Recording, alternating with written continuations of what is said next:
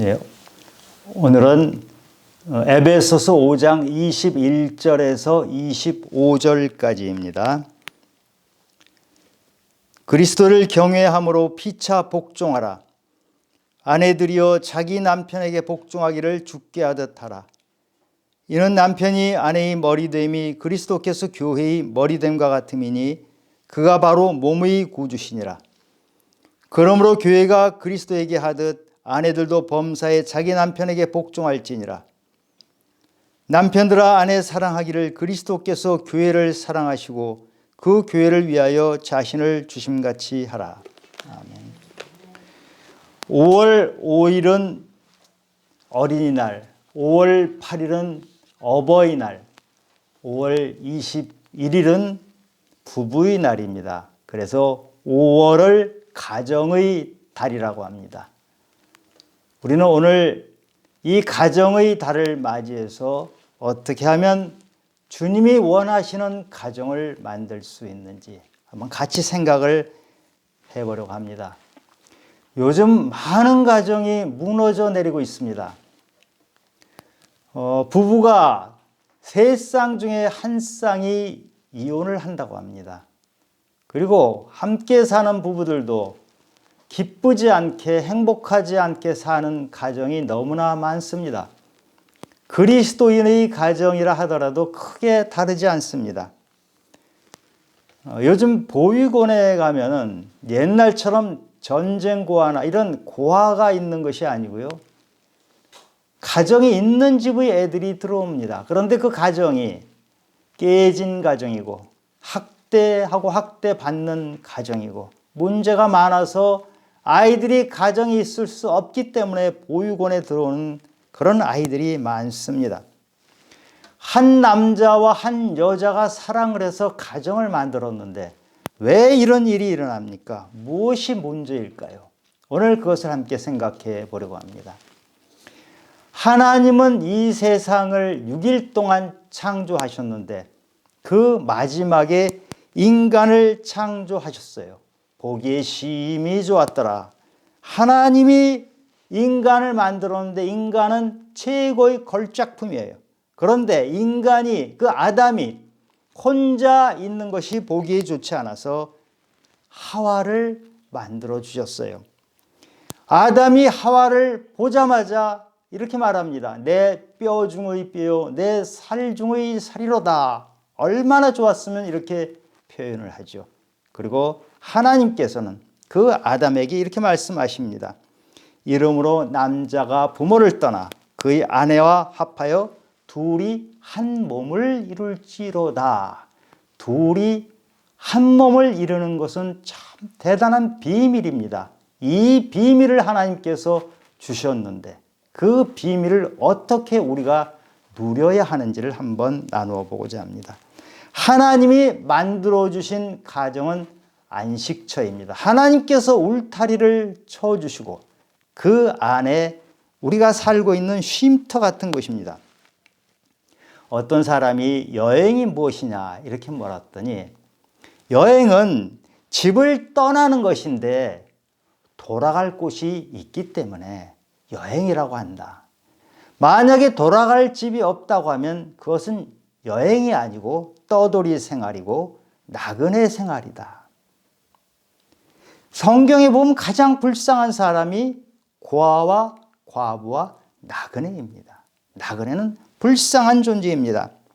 외롭고 서럽고 그런 존재입니다.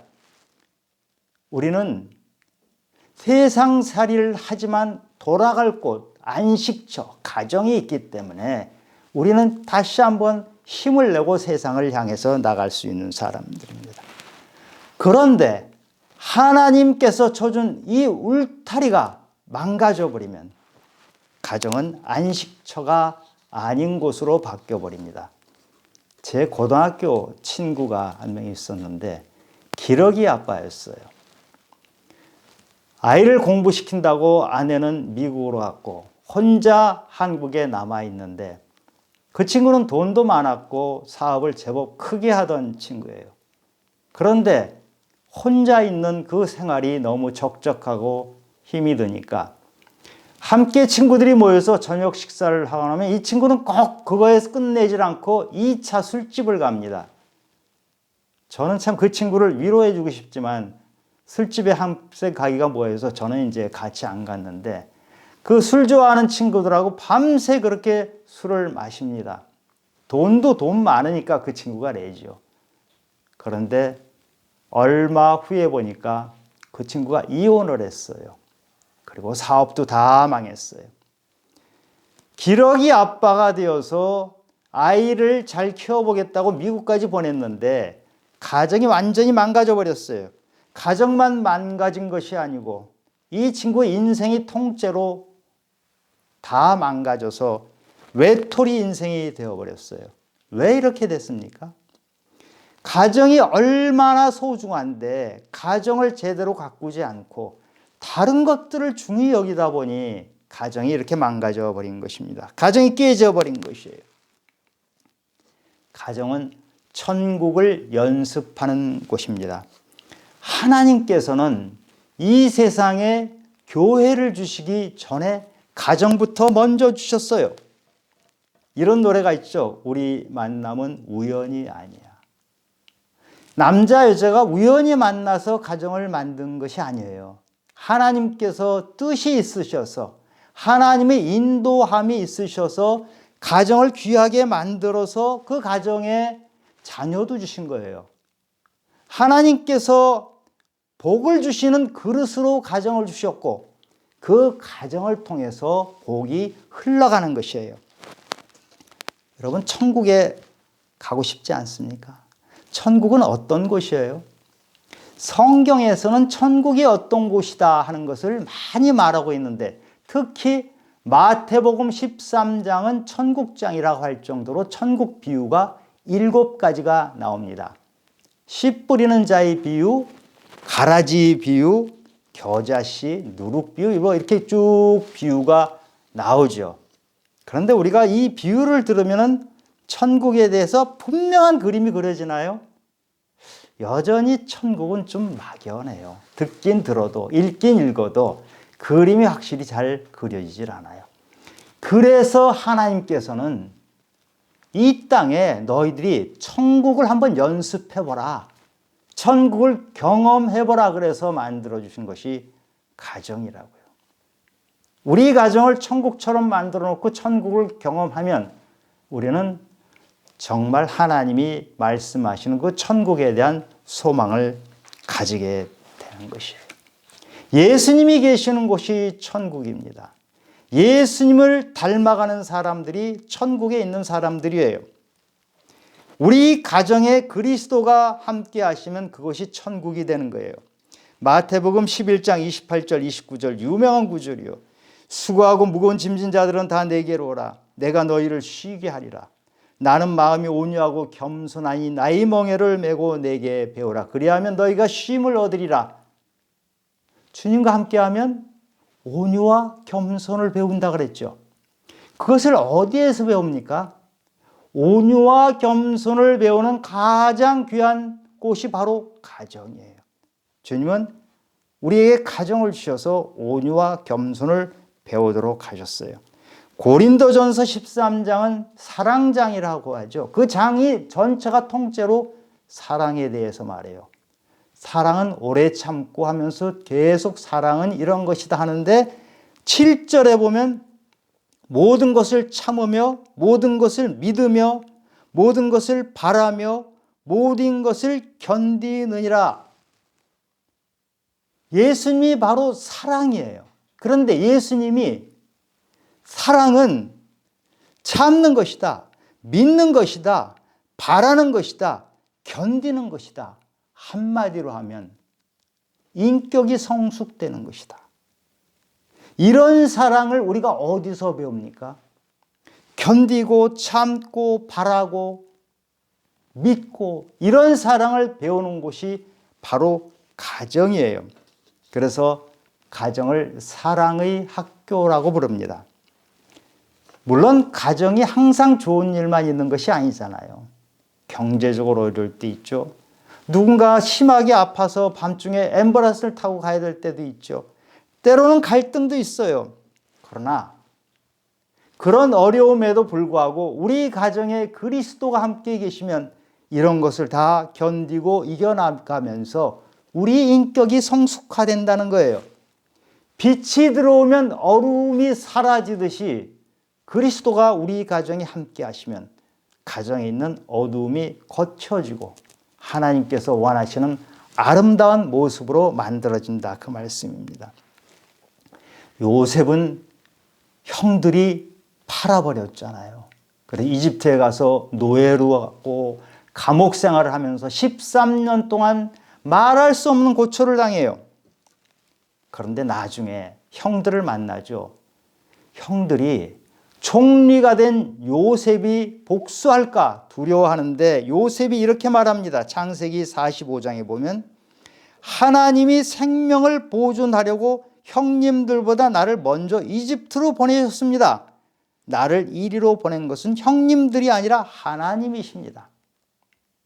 나의 인생을 이끌어간 것이 많이 힘들고 어려운 것 같지만 결국은 총리까지 만들어줬어요. 그런데 이런 모든 일은 형님이 하는 것처럼 보였지만 하나님께서 하신 것입니다.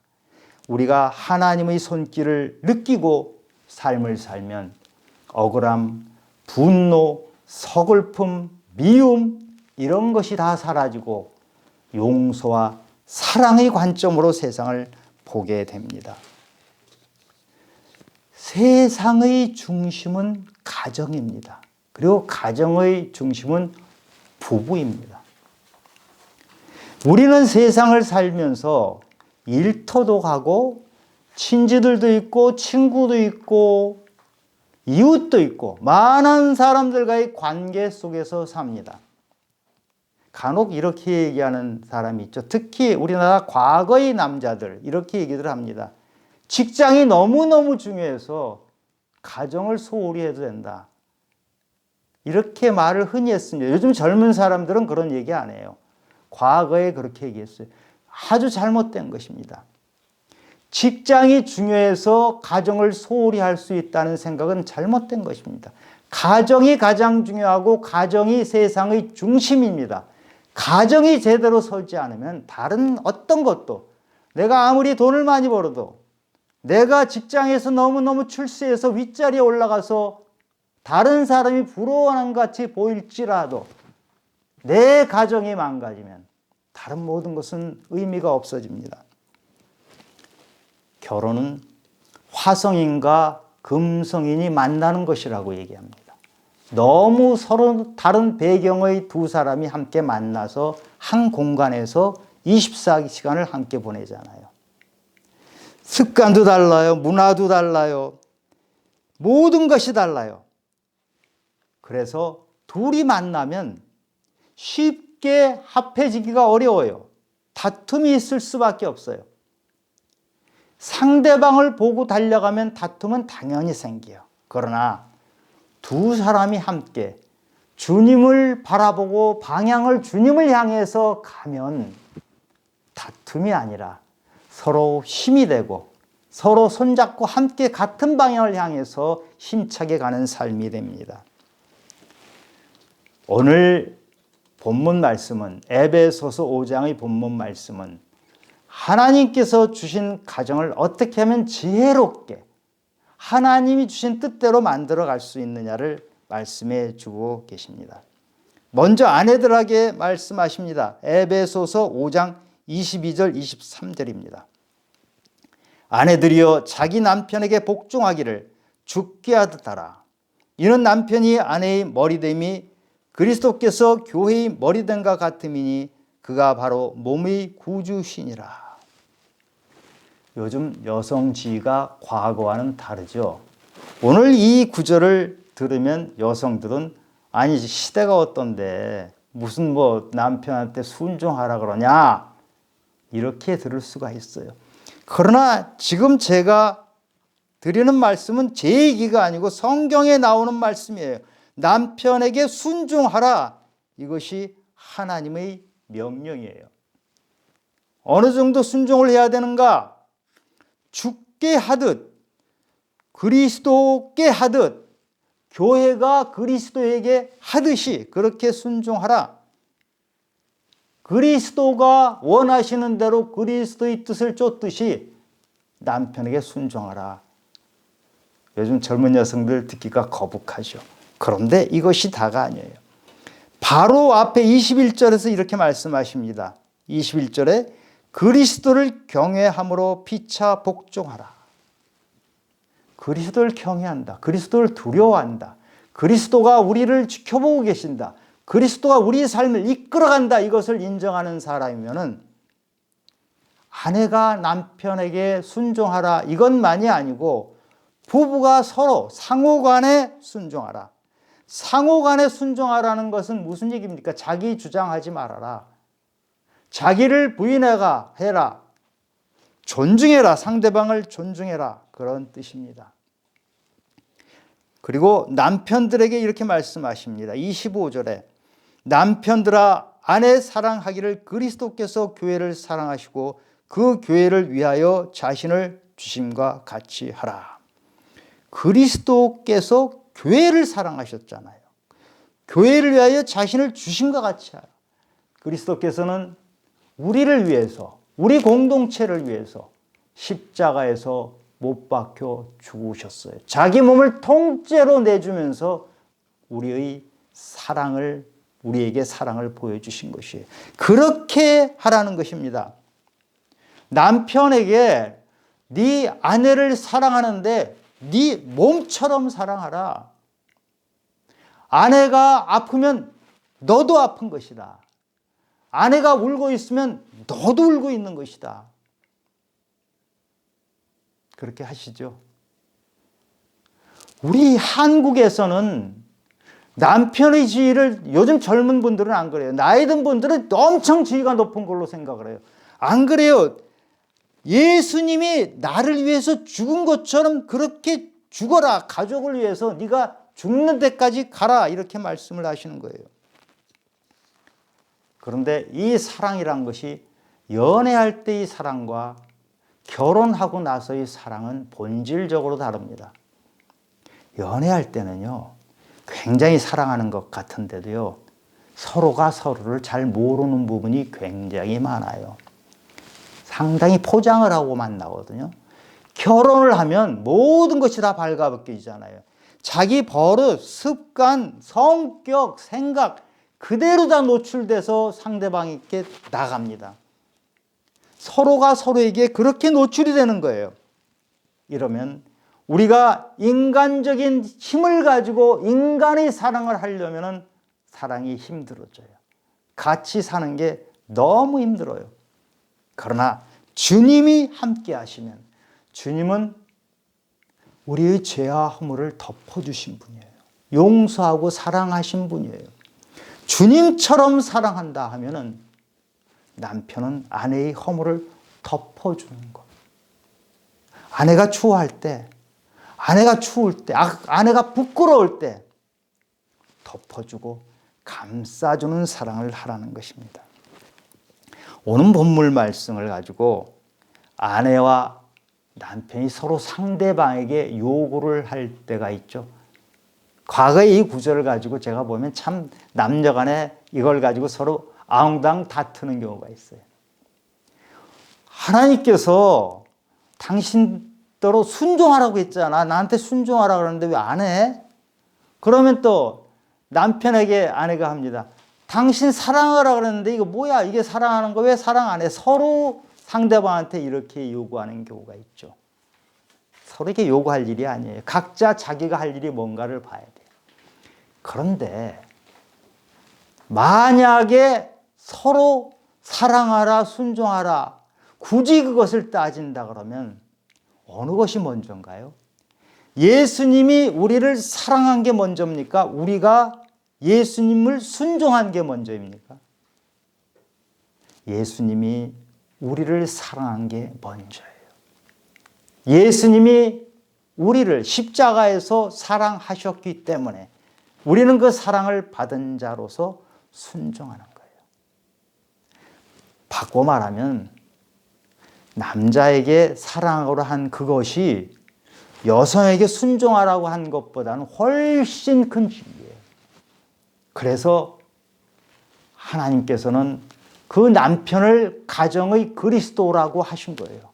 그리스도가 목숨을 바치듯이 그렇게 사랑하는 것이 먼저예요.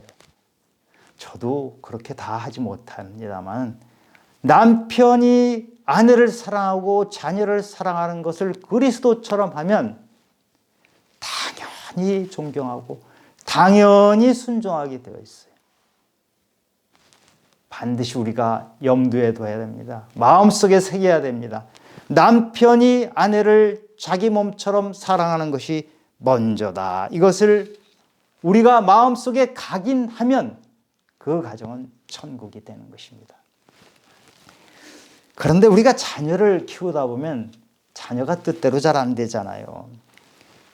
그런데 우리가 반드시 알아야 될 것이 가정의 사랑이 충분하면 아버지가 자녀를 사랑하는 그 사랑이 넉넉하고 충분하면 자녀는 방탕하게 죄를 짓고 하더라도 결국은 돌아옵니다. 어거스틴이 방탕한 생활을 했잖아요. 그런데 어거스틴의 어머니 모니카가 하도 고민이 돼서 주교님께 찾아갔어요. 어떻게 해야 됩니까? 주교님이 하시는 말씀이 눈물의 기도는 자녀를 망하지 않게 한다. 부모가 눈물로 기도하면 그 자녀는 반드시 돌아온다. 그 말씀을 해주신 것이에요. 거기에 힘을 얻어서 모니카가 기도를 했고 어거스틴은 우리 기독교 역사상 가장 훌륭한 성인으로서 추앙을 받게 된 것이죠. 누가복음 15장에 보면 둘째 아들이 집을 나가서 방탕한 생활을 하죠. 그런데 그 아들이 돈을 다 쓰고 완전히 거지가 돼가지고 집으로 돌아옵니다. 왜 집으로 돌아옵니까? 왜 다른 곳으로 가지 않고 집으로 돌아옵니까? 아버지 품에 가면 모든 것이 해결되니까. 아버지 품, 고향에 가면 자기 잘못, 모든 것들을 용서해 주시니까. 그 아버지 품으로 간 것입니다. 아버지의 품이 너무 따뜻하니까 그것을 향해서 발걸음을 내디딘 것이에요. 아버지 역할이 가정에서 너무 중요합니다. 저도 아버지이기 때문에 저 자신에게도 강조하는 것입니다. 아버지는 가정의 그리스도입니다. 예수님의 사랑을 가지고 가족 식구들을 사랑해야 합니다. 어떤 아빠는요, 교회나 직장에서는 아주 점잖은 사람 같아요. 그런데 가정에 가면 자녀들에게 얼마나 험한지 모릅니다. 너무 쌀쌀한 아버지. 막된 행동을 합니다. 욕을 하고. 그런 아버지들이 사실은 제법 많습니다. 그러면 그런 아빠가 일터에서 돌아오면 자녀들은 긴장을 합니다. 아빠 오셨다 뛰어가야 될 텐데 아빠가 오면 다 숨어버립니다. 그런 가정이 되지 않기를 바랍니다. 아버지에게 아들이 비록 거지 같은 신세가 됐다 하더라도 아들이 큰 죄를 졌다 하더라도 아버지에게 돌아갈 수 있는 그런 가정을 만들어야 됩니다. 아버지는 고향 같은 아버지, 힘들 때 손잡아주는 아버지, 아들과 딸에게 내가 정말 미안하다 그렇게 말하는 아버지, 그런 아버지가 되기를 바랍니다. 우리 가정은 세수를 안 하고 잠옷바람으로도 서로 만나서 껴안고 얘기를 할 수 있는 그런 곳이 가정입니다. 군대가 아니거든요. 군대처럼 가정을 만들지 마시기 바랍니다. 우리 사운드 오브 뮤직이라는 영화가 있죠. 거기에 보면 그 아버지가 7남매인가 되죠. 자녀들이 엄청 많은데 군대같이 그 자녀들을 교육을 해요. 너무 엄하게 자녀들을 교육을 해요. 그곳에 가정교사, 여자 가정교사가 와서 그 군대 같은 그 가정을 따뜻한 곳, 위로가 있는 곳, 서로 사랑하는 곳으로 바꿉니다. 이렇게 따뜻한 가정이 되기를 바랍니다. 자녀를 사랑하되 자녀를 과보하면서 자녀를 품 안에 안고만 있는 것이 아니고 때로는 자녀를 훈계하면서 자녀를 하나님의 자녀답게 자라도록 가르쳐야 됩니다. 그런데 요즘은 가정에 자녀가 하나, 둘 이렇게 되다 보니까 그 아이가 황제 취급을 받아요. 버릇없이 자란 아이들이 너무나 많습니다. 아이 길을 키워줘야 된다고 그렇게 얘기를 하죠. 집에 가장 좋은 것이 있으면, 가장 맛있는 것이 있으면 엄마 아빠가 먹는 게 아니고 그 자녀가 먼저 먹어요. 그 나머지를 엄마 아빠가 먹습니다. 그런 자녀는 결국은 이기적이고 자기중심적인 그런 아이로 성장을 합니다. 황제가 돼 있죠. 그런데 이 아이가 커서 계속 엄마 아빠 품 안에 있으면 드러나질 않을 텐데 바깥 세상을 향해서 나가게 됩니다. 세상을 향해서 취직도 해야 되잖아요. 바깥에 가서 활동을 해야 되는데 누가 황제 취급해 줍니까? 버릇없이 자란 아이들은 엄마 아빠 품 안에 있을 때는 편하고 자기가 황제인 것으로 착각을 하지만 사회를 나가는 순간 차가운 바람을 맞게 됩니다. 집에서부터 부모가 자녀를 잘 훈계해서 버릇없는 아이가 아니고 하나님의 자녀다운 아이로 키워놓으면 바깥에 나갔을 때 애가 찬바람을 맞는 것이 아니고 사람들과 좋은 관계를 유지하면서 사람들의 인정을 받으면서 세상살이를 할 수 있고 주님이 보시기에도 아름다운 아이로 아름다운 성인으로 자라게 될 것입니다. 반드시 자녀를 사랑으로 보듬겨 안되 주님의 훈계로 훈계를 해서 하나님의 자녀답게 성장하도록 만들어 주시기 바랍니다. 그렇게 해야 자녀가 어려움을 당할 때 가정 귀한 줄 알고 가정으로 돌아오게 됩니다. 사탄의 전략은 우리를 괴롭히는 것이 사탄의 전략인데 그 중에 가장 큰 전략이 가정을 허물어 버리는 것입니다. 아담과 하와가 한 가정을 이뤘는데 최초의 사건이 뭡니까? 선악과를 먹고 나서 가인과 아벨이 시기 질투하면서 가인이 아벨을 죽여버리는 사건이 생기죠. 인류 최초의 살인사건은 멀리서 생기는 것이 아니고 가정 안에서 생긴 것입니다.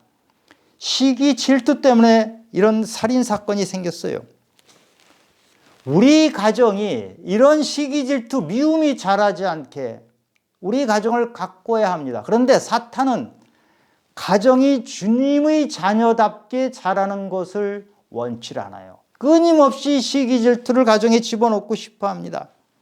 사탄이 이런 장난을 치지 못하도록 예수 이름으로 사탄을 꾸짖어야 합니다. 우리 가정에 말씀의 능력으로 선포를 해야 돼요. 성령의 능력으로 이 가정이 하나님의 울타리가 쳐지고 그 가정 안에서 말씀이 점점점 우리 가정 모두에게 들어가서 주님의 자녀로서 성장하게끔 도와야 합니다. 우리 가정에 예수 그리스도가 주인이 되시면 우리 가정은 천국과 같은 가정이 됩니다. 우리가 어려움이 있을 때 주님께 여쭤봐야 돼요. 주님께 하소연해야 돼요. 그럼 주님께서 어려움을 고쳐주시기도 하고 그것을 고쳐주지 않으시더라도 우리를 바꿔주어서 우리 마음을 바꿔줘서 모든 것을 견디고 이기고 참는 그런 사랑을 할 수 있는 인격체로 만들어줍니다. 우리 가정에 주님이 항상 주인이 되시고 가정의 아버지가 그리스도를 닮아가는 그런 가정, 그래서 아버지가 가정의 그리스도가 되는 가정을 만들면 우리 가정은 아름다운 가정이 될 것입니다. 우리 가정의 달 5월을 맞이해서 우리 가정은 과연 어떤지, 우리 가정에서 아빠와 엄마의 역할은 제대로 하고 있는 것인지, 자녀들은 잘 자라고 있는 것인지를 성경의 말씀에 비추어서 다시 한번 점검하고 다시 한번 생각해보는 귀한 시간이 되기를 예수님 이름으로 축원합니다.